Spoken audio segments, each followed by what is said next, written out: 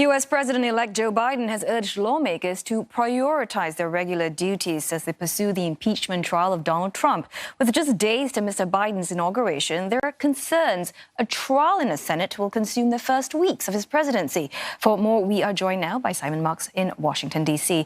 So, Simon, President Donald Trump has been impeached and his trial comes next. What's that going to look like?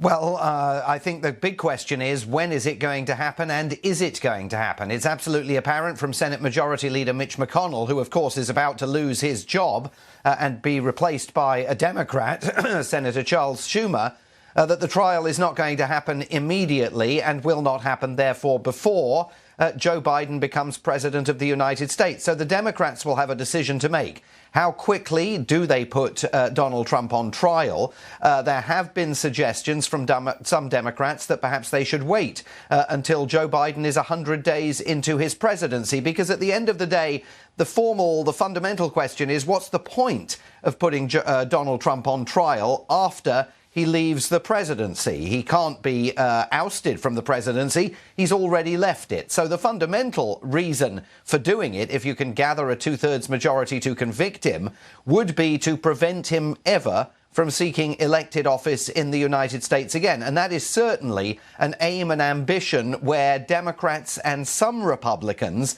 including Mitch McConnell, the Republicans' leader in the Senate, find common cause. Mitch McConnell wants the Republican Party to be purged of Donald Trump and everything that he stands for. But Donald Trump still has friends on Capitol Hill, including Senator Tom Cotton of Arkansas, who last night began advancing the argument that constitutionally you cannot put a president on trial in the Senate after he leaves office, that the statutes pertain only to current office holders. So massive constitutional arguments lie ahead before the day when any trial gets underway.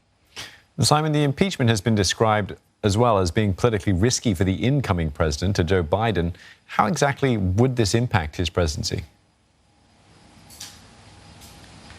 Well, there's a couple of different ways. I mean, first of all, this city, as you know, Steve, is waking up to the reality that it's going to be under tightened security restrictions for potentially a good long while.